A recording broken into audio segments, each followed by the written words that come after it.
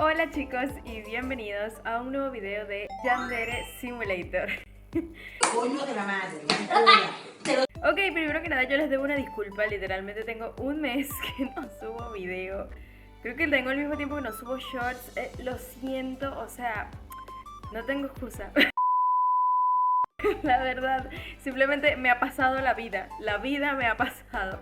O sea, no tienen ni idea de lo ocupada que he estado estos días. Esto, spoiler, les voy a contar mi vida. Yo trabajo, aparte de hacer videos. He tenido muchísimo trabajo este mes, así que nada, por eso no he podido subir nada. La verdad no he tenido nada de tiempo.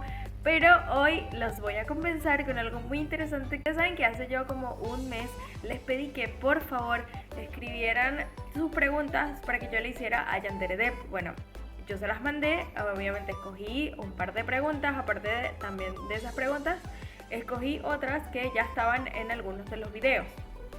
Todas las preguntas que le hice son preguntas que ustedes me hicieron, ¿ok? Un par son mías, pero bueno, ustedes ya van a saber cuáles son porque son muy obvias. Así que nada, el día de hoy vamos a ver la entrevista de YandereDev. Yo lo que hice fue que la subtitulé al español. Espero que muchos de ustedes puedan resolver muchas de sus dudas, porque yo lo hice. Y otras quedé medio molesta, pero sé que entiendo que obviamente él está desarrollando un juego y no va a dar spoilers. Así que nada, nos seguiremos haciendo las teorías locas. Antes de comenzar con el video voy a saludar a... porque yo siento que se lo merecen, o sea, tengo un montón de tiempo que no subo video. Así que básicamente voy a dar los saludos. Un saludito para Alejandra Herrera 5433. Un saludito para Bochi The Rock. Un saludito para Crybaby 084. Un saludito para Young 173. Verdad que si quieres que te salude tienes que comentar alguno de mis videos, cualquiera, y yo voy a estar escogiendo saludos aleatorios cada vez que subo un video largo, ¿ok? Yo usualmente saludo en los videos largos, yo no saludo en los videos cortos, en los shorts no saludo, pero sí tomo en cuenta los comentarios de los shorts que me piden saludos. Cierto, otra cosa, si realmente quieres que te salude o quieres hablar conmigo, sígueme en mis redes sociales, te las voy a dejar por aquí, en algún lado. Hay personas que me han preguntado a dónde me pueden mandar los dibujos. Chicos, en la caja de descripción de los videos tengo siempre mi correo electrónico. Allí me pueden mandar los que hagan dibujos, los que dibujen. Yo sé que muchos de ustedes deben dibujar muy bien. Los que dibujen cosas me lo pueden mandar por ahí. Muchísimas gracias. Si me manden cosas seguramente lo voy a poner en los videos. Eso sí lo voy a poner siempre, ¿ok? Porque eso no me mandan. Así que los que me manden pues obviamente siempre van a estar. Sin nada más que decir, ya después de esta introducción gigante que hice en este video, vamos a comenzar. Hello! Today, I'm going to answer 25 questions about Yandere Simulator that were sent to me by a YouTuber named Senorita Missy. Let's get started. The outline for the story of Yandere Simulator is complete. I have decided on all of the events that will occur throughout the story, from beginning to end. However, I have not yet written absolutely every line of dialogue that will be spoken, and there are a few details that I have not decided on. However, aside from small things like that, I have a very clear idea of how the story will proceed and conclude. Yandere-chan and Yandere-kun, or Ayano and Ayato, are the same person. Ayato is just what Ayano would look like if she was a male. Because the two of them are just different portrayals of the same person, it's difficult to imagine how both of them could exist at the same time. I suppose that if Ayano had a twin brother, her brother would look exactly like Ayato. I've never actually spent any time thinking about how different the story would be if Ayano had a twin sibling. I haven't decided if he would provide help, provide competition, or just attend a different school and follow a completely different path in life. It's not something that I intend to add to the game at any point in time, so it's something that I never spend any time considering. In January of 2024, I released a new gameplay mode called Custom Mode that allows the player to design a cast of characters. In this mode, the player can design a female senpai and even choose whether their rivals are male or female. However, adding this option to a Yano story mode would be much more complicated. All of Senpai's voice lines would need to be re-recorded by a female voice actor, and all of the voice lines that refer to Senpai as a male would have to be re-recorded to refer to him as a female. It could cost a tremendous amount of money to pay for all that new voice acting, so it's not something that I'm considering at this point in time. I'd only be willing to think about it after the main game is complete. It would be incredibly unfair if a school rejected your application just because your mother caused a controversy at that school 30 years ago. However, the headmaster of Akademi holds a massive grudge against Ryoba, and he hates Ayano just for being related to Ryoba. When Ayano applied to Akademi, the headmaster fully intended to reject her, but his boss commanded him to permit Ayano into the school. The exact reason for this has never been revealed. It's a mystery that will only be solved in the true ending cutscene of Ayano's story mode. There are a small number of elimination methods that will only be possible if the player has befriended specific students at school. However, I would not like to give you detailed examples, because I want these elimination methods to be a surprise. The purpose of dreams is to provide more information about the protagonist's family history. I have deliberately made these dreams vague and unclear, so that the fans can have fun speculating about the various mysteries that these dreams present. The player will eventually be able to learn the answers to all of these mysteries, but not until near the ending of the game. I'm pretty satisfied with the way that the dreams look and feel, and I currently don't have any plans to change their format in a significant way. When I first came up with the idea of a kidnapping elimination method, my plan was that it would only be possible for the player to kidnap rivals. The only reason why I made it possible to kidnap any female student is because I wanted to be able to test the kidnapping feature before the first rival was added to the game. I guess there's nothing stopping me from making it possible to kidnap male students, but I just never think about it. It's not something I'm personally interested in, but I suppose there is a possibility that it may one day be added to the game. I strongly believe that all students should have unique tasks. It is not currently my top priority, but it is something that I do want to implement in the future. That's an interesting thought. I want the Yandere Simulator fan community to be able to have fun speculating about things like this, so I'll never confirm or deny any fan theories like this one. I don't want to take away your ability to speculate and theorize about the game's mysteries.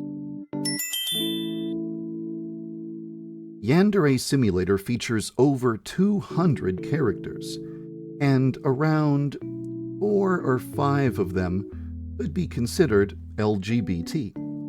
For example, if you read the student profile for one of the female delinquents in 1980s mode, you'll learn that she was bullied at her previous school for being a lesbian. Most of the other LGBT characters in the game are keeping their orientation private, so I feel like I shouldn't say anything about it. It would feel like I'm outing someone without their consent. But if you pay really close attention to the hints inside and outside of the game, you might be able to figure out who they are.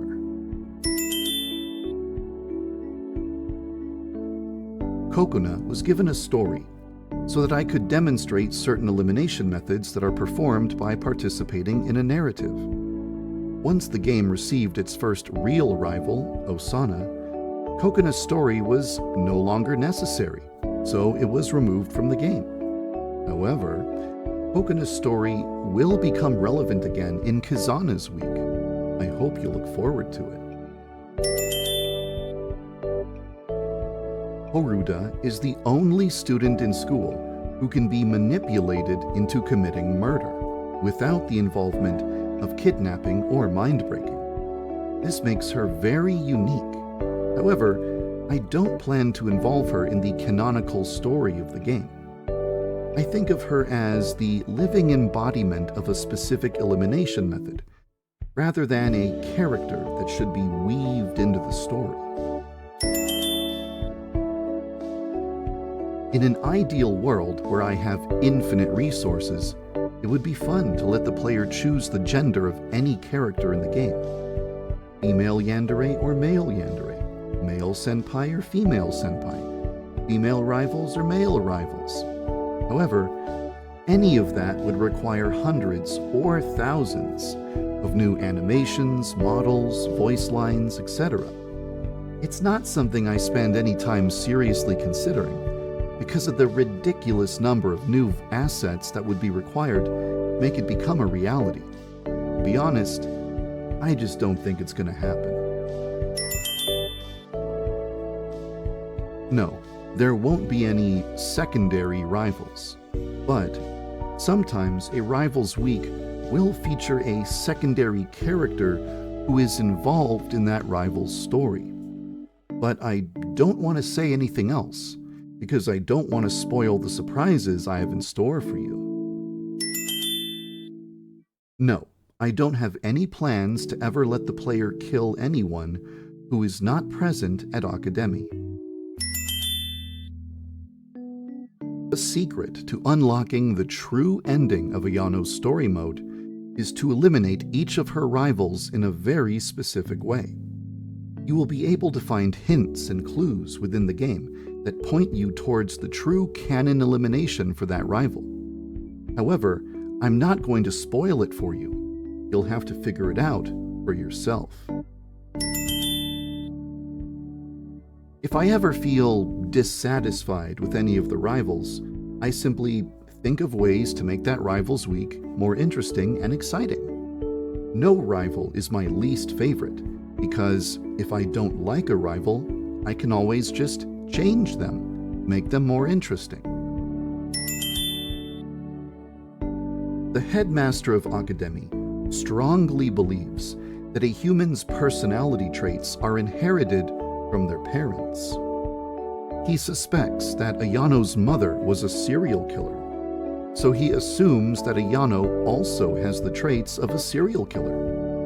You could say that this is a very unreasonable and irrational belief for him to hold. But the funny thing is, in the case of Ayano and Ryoba, he's actually correct. Bullies are fake friends with one another. They don't really like each other. They just enjoy having someone to gossip with, and they enjoy having strength in numbers when they are bullying someone. However, even though they don't truly feel any genuine loyalty towards one another, they would not be willing to betray each other. They understand that they only have power as long as they are in a group. If they allow that group to splinter, they would lose their power. So they refuse to bully anyone who is within their own group. Yes, it is possible to befriend the delinquents.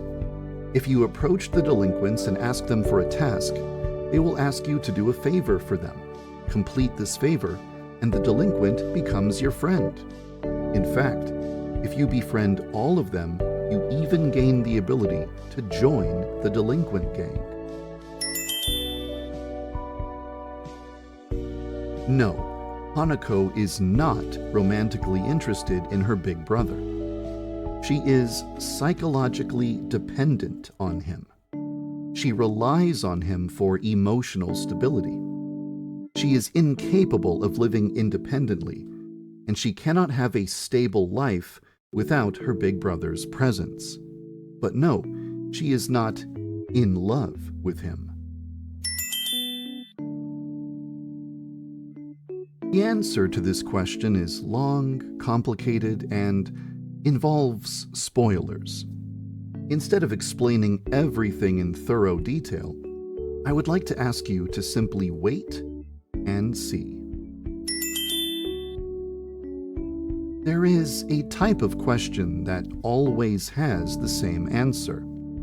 If you're asking whether or not I plan to add a feature to the game, and that feature would require the addition of new models, animations, and voice acting, the answer is always the same. I can't add that unless I have the models, animations, and voice acting necessary. Whether or not that feature ever makes it into the game is dependent on how many 3D modelers, 3D animators, and voice actors I'm able to find in the future. Azu? No, I wasn't planning on it. I'm not currently considering the idea of involving Hazu in any rival elimination methods. I feel sincerely happy that Yandere Simulator has fans in countries all over the world, and I'm very glad that, even though we don't speak the same language, you enjoy the game that I've made. No matter what country you live in, and no matter what language you speak, thank you for following the development of Yandere Simulator. Bueno chicos, esta fue la entrevista a YandereDev. La verdad, bueno, este video como pueden ver tiene subtítulos, y tiene subtítulos porque yo se lo mandé a él para que lo viera. Así que nada, eso, chicos, muchísimas gracias a todos por hacer esto posible. Yo creo que si ustedes no me dieran el apoyo que me dan, yo creo que no me hubieses hecho caso. Nada, muchísimas gracias por llegar al final del video. Muchísimas gracias por quedarse hasta el final. Dale like y comenta si quieres una segunda entrevista con nuevas preguntas, con las nuevas actualizaciones del juego. Y sin nada más que decir, muchísimas gracias, un beso enorme, y voy a tratar, se lo prometo que voy a tratar de vernos el próximo fin de semana. Un beso, muchísimas gracias, hasta pronto.